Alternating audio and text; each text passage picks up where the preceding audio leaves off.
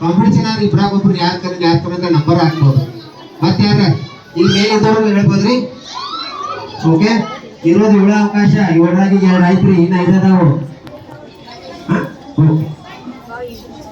Madam ಇವಾಗಿದೆ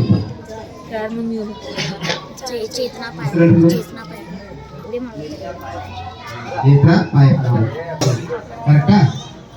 ಮಕ್ಕಳ ಆರೋಗ್ಯಕರ ಪಾಲನೆ ಬಗ್ಗೆ ಈಗ ಇವರು ಮಾತಾಡ್ತಾರ. ಇದ್ರ ಜೊತೆ ಇನ್ನೊಂದು ಹೇಳ್ತೇನೆ, ಇದಾಗಿಂದ ಇಲಾಖೆ ವತಿಯಿಂದ ಒಂದು ನಿಮಗೆ ಗೇಮ್ ಇಟ್ಟಾರ, 5-10 ನಿಮಿಷದ ಗೇಮ್. ಅಥವಾ ಮಾತ್ರ ಎಲ್ಲರೂ ಪಾಲ್ಗೊಳ್ಳಬೇಕು. ಅದಕ್ಕೂ ಪ್ರೈಸ್ ಗೌರ್ಮೆಂಟ್ ಇಂದ ಕೊಟ್ಟು ಕಳಿಸಿದ್ದಾರೆ. ಕರೆಕ್ಟಾ? ಸೊ ಅದಕ್ಕೆ ಇದಾಗಿಲ್ಲ ಅಂದ್ರೆ ಅದನ್ನ ಮಾಡ್ರಿ. ಇದಕ್ಕಂದ್ರೆ 10 ಮಂದಿ ಅವಕಾಶಗಳು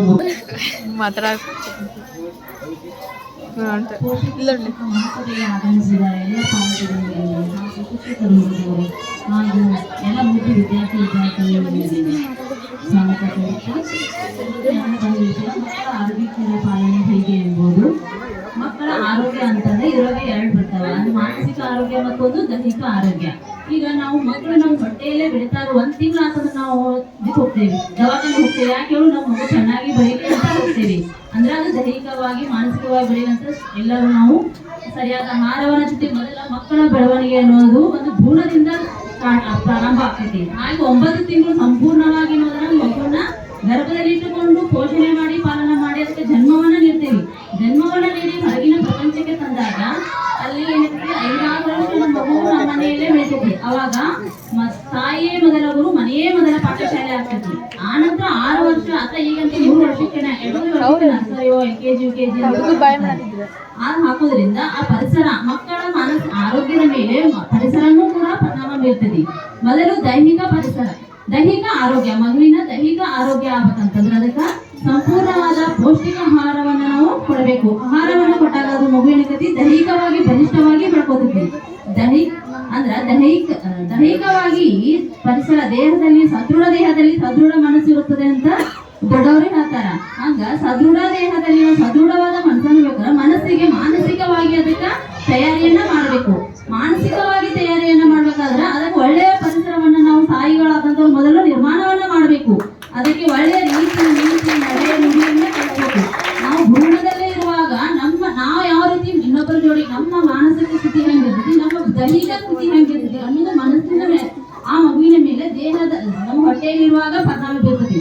ಆದ್ದರಿಂದ ನಾವು ಮಗುವನ್ನ ಸರಿಯಾಗಿ ಪೌಷ್ಟಿಕ ಆಹಾರವನ್ನು ನಾವು ಸೇವನೆ ಹೆಂಗ್ ಮಾಡ್ತೇವೋ ಹಂಗ ಭ್ರೂಣದಲ್ಲಿ ಇರುವಾಗ ನಾವು ಅದಕ್ಕೆ ನಾವು ಯಾವ ರೀತಿ ವರ್ತನೆ ಮಾಡ್ತೇವಲ್ಲ ಆ ರೀತಿ ಆ ಮಗು ಒಳ್ಳೆ ಹೊಟ್ಟೆಯಲ್ಲಿ ಚೆನ್ನಾಗಿ ಬೆಳೀತಾ ಇರ್ತದೆ. ಹೊರಗಿನ ಪ್ರಪಂಚಕ್ಕೆ ಬಂದಾಗ ಅದ್ರ ಜೋಡಿ ನಾವು ಒಳ್ಳೆಯ ವಾತಾವರಣವನ್ನ ನಿರ್ಮಾಣ ಮಾಡಿ ಮಗುವಿಗೆ ನಾವು ಕುಂದನ್ನ ಉಣಿಸಿ ಬೆಳೆಸ್ತಾ ಪ್ರತಿದಿನ 3 ಹೊತ್ತು ಊಟ ಕೊಡ್ತೇವಿಲ್ಲ, ಆ ರೀತಿ ಪ್ರತಿಯೊಂದು ಆಚಾರ ವಿಚಾರ ನಡೆ ನುಡಿ ಎಲ್ಲವನ್ನೂ ಮಗುವಿಗೆ ನೀಡ್ತಾ ಬೆಳೆಸ್ತಾ ಹೋಗ್ಬೇಕು.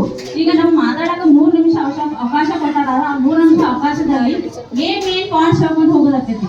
ಹೀಗಾಗಿ ಸರ್ಕಾರದಲ್ಲಿ ಸ್ವಲ್ಪ ಸಮಯವನ್ನು ಹಾಗೆ ಮತ್ತ ಆ ಮಗು ಹೇಗೆ ಅಂತಂದ್ರ ಅದನ್ನ ನಾವು ಯಾವ ಒಂದು ಸಸ್ಯಕ್ಕೆ ನೀರು ಹಾಕಿ ಎಲ್ಲ ಹಾಕಿ ಮಣ್ಣು ಹಾಕಿ ಎಲ್ಲ ರೀತಿ ಯಾವ ರೀತಿ ಬೆಳೆಸ್ತೇವಲ್ಲ ಹಂಗ ಮಗುವನ್ನ ಬೆಳೆಸ್ಬೇಕು. ಬರೀ ಹೊಟ್ಟೆ ಊಟ ಹಾಕಿ ಅದನ್ನ ದೇಹವನ್ನ ಬೆಳೆಸ್ಬಿಟ್ರ ಅದು ಹೊರಗಿನ ಪ್ರಪಂಚದಲ್ಲಿ ಯಾವುದೇ ರೀತಿ ಪರಿಣಾಮವನ್ನ ಬೀರುವುದಿಲ್ಲ.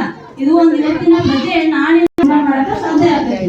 ಆದ್ದರಿಂದ ತಾಯಿಯಾದಂತವರು ಹೊಟ್ಟೆ ಊಟವನ್ನ ಹಾಕುವುದರ ಮೊದಲು ಅದಕ್ಕೆ ಮಾನಸಿಕವಾಗಿ ಒಳ್ಳೆಯ ಆಚಾರ ವಿಚಾರ ನಡೆನುಡಿಗಳನ್ನ ಕಲಿಸಬೇಕು. ಮತ್ತೆ ನಮ್ಮ ಪರಿಸರದಲ್ಲಿ 5 ವೇಳೆ ಸಮ ಇರೋದಿಲ್ಲ. ಆ ರೀತಿಯಾಗಿ ಏನಾಗ್ತದೆ ಅಂತಂದ್ರ ಎಲ್ಲ ತರ ರೀತಿ ಮಾನಸಿಕವಾಗಿ ಎಲ್ಲ ಜನರು ಇರ್ತಾರ. ಇರೋದ್ರಿಂದ ಏನಾಗ್ತದೆ ಅವ್ರು ನಾವು ವರ್ತನೆ ಮಾಡ್ಬೇಕು ಅಂದ್ರ ಈಗ ಅವ್ರು ಏನೋ ನಾವು ಯಾಕೆ ಮಾತಾಡ್ತಿದ್ರು ಒಬ್ಬರಿಗೆ ನಾವು ವರ್ತನೆ ಮಾಡೋದು ಏನು ಎಷ್ಟು ವರ್ತನೆ ಮಾಡ್ತಾರ ಅಂತಂತೇವಿ. ಅದಕ್ಕೆ ಸುಪ್ಪಿನಾಗಿ ನಾವು ಏನು ತಾಯಿದಂತವ್ರು ನಾವು ಮಾಡ್ಲಿ ಅವ್ರು ಇರೋದು ಅದಕ್ಕೆ ಏನ್ ಮಾಡ್ಬೇಕಲ್ಲ ಅದಕ್ಕೆ ನಾವು ಸರಿಯಾಗಿ ಅವ್ರು ರಿಯಾಕ್ಟ್ ಮಾಡ್ಬೇಡ್ರಿ. ಅವ್ರು ಕೆಟ್ಟ ವರ್ತನೆ ಕಳಿಸಿದಾರ ನೋಡಂತ ನಮ್ಮ ಹೆಸರೇ ಕೆಟ್ಟ ಹೋಗ್ತೈತಿ. ಒಳ್ಳೇದ್ ಮಾಡ್ರಿ ಒಳ್ಳೇದ್ ಬರ್ತೈತಿ, ಕೆಟ್ಟದ್ ಮಾಡ್ರಿ ಕೆಟ್ಟದ್ ಬರ್ತೈತಿ. ಅದಕ್ಕೆ ಅದಂತ ಇಲ್ಲ ಎಲ್ಲಿ ಕುಳಿತಂತ ಪೋಷಕರು ಪಾಲಕರು ಏನ್ ಮಾಡಿ ಮಗುವನ್ನಲ್ಲಿ ಒಂದು ಉತ್ತಮವಾದ ಆಚಾರ ಚಾರಿತ್ರ್ಯವನ್ನ ಸಂಸ್ಕಾರವನ್ನ ಮೊದಲು ಕೊಡ್ರಿ. ಸಂಸ್ಕಾರವನ್ನ ಕೊಟ್ಟಿದ್ದಾದ್ರೆ ನಾವ್ ಏನ್ ಕೊಡ್ತೇವಿ ಅದ್ ನಮ್ಗೆ ಫಲ ಬರ್ತದೆ. ಯಾಕೆ ನಾವು ಒಳ್ಳೆಯ ಊಟವನ್ನ ಕೊಟ್ಟು ನಮ್ ದೇಹ ಸರಿಯಾಗಿರುತ್ತೆ ಹಂಗೆ ಒಳ್ಳೆಯ ಸಂಸ್ಕಾರವನ್ನೇ ನಮ್ಗೂ ಅವರು ಒಳ್ಳೆಯ ಸಂಸ್ಕಾರ ಮತ್ತ ಈಗ ದೈಹಿಕ ಅಂದ್ರೆ ಇಲ್ಲಿ ದೈಹಿಕವಾಗಿ ಅಂತಂದ್ರ ಈ ಶಾಲೆಯಲ್ಲಿ ಮಕ್ಕಳಲ್ಲಿ ಮನೆಯಲ್ಲಿಯೂ ಕೂಡ ನಾವು ಉತ್ತಮವಾದ ತರಕಾರಿಗಳನ್ನಾಗಲಿ ಒಂದೇ ರೀತಿಯ ಆಹಾರವನ್ನ ಮಕ್ಕಳಿಗೆ ನೀಡಬೇಡಿ. ಎಲ್ಲ ರೀತಿ ತರಕಾರಿ ಆಗಲಿ ಹಣ್ಣು ಹಂಪಲುಗಳನ್ನ ನೀಡಿ ಮಕ್ಕಳನ್ನ ಹೆಚ್ಚಾಗಿ ನೀಡಿ ಆ ಮಕ್ಕಳನ್ನ ಸದೃಢವಾಗಿ ಬೆಳೆಸಿ ಮತ್ತು ಶಾಲೆಯಲ್ಲಿ ಕೂಡ ಗೌರ್ಮೆಂಟ್ ವತಿಯಿಂದ ಸಾಕಷ್ಟು ಆಹಾರಗಳ ಮಧ್ಯಾಹ್ನದ ಊಟದಲ್ಲಿ ಬರ್ತಾವ. ಊಟದಾಗ ಎಲ್ಲ ರೀತಿಯ ಕಾಯಿಪಲ್ಯಗಳನ್ನ ಹಾಕಿ ಅಡಿಗೆಯನ್ನ ತಯಾರು ಮಾಡಿರ್ತಾರ. ಈ ಮನೆಯಿಂದ ಏನ್ ಮಾಡ್ತಾರ ಅಂದ್ರೆ ನಮ್ಮ ಮಕ್ಕಳು ಕಟ್ಕೊಂಡ್ ಬರ್ತಾರ, ಮನೆಯಲ್ಲಿ ಸಾಲ ಉಣ್ಣಾಕ ಕಟ್ಕೊಂಡ್ ಬರ್ತಾರ. ಆದ್ರೂ ಪರವಾಗಿಲ್ಲ, ಆದ್ರೂ ಕೂಡ ಇಲ್ಲಿ ನಮಸ್ಕಾರಗಳು. ಹೆಣ್ಣು ಮಕ್ಕಳಿಗೆ ವ್ಯಾಸಂಗ ಶಿಕ್ಷಣ ಕಲಿಯು ಮತ್ತು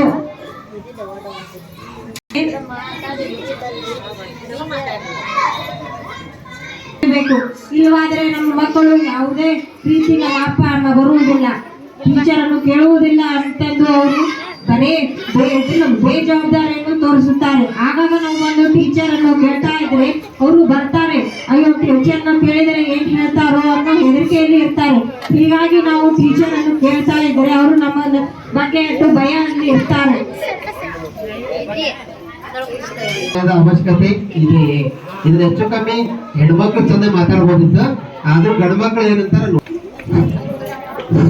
ಈ ತರ ಅಧಿಪತಿಯಾಗಿರ್ತಕ್ಕಂಥ ಶ್ರೀ ಗುರು ಮಡಿವಾಳೇಶ್ವರ ಬಿಟ್ಟು ಕರ್ನಾಟಕ ಘನ ಸರ್ಕಾರ ಪೋಷಕ ಮತ್ತು ಶಿಕ್ಷಕರ ಮಹಾಸಭೆಯನ್ನು ಏರ್ಪಡಿಸಿದೆ. ಈ ಸಭೆಗೆ ಎಲ್ಲ ಮತ್ತು ನಮ್ಮ ಪೋಷಕ ಸಹೋದರ ಸಹೋದರಿಯರು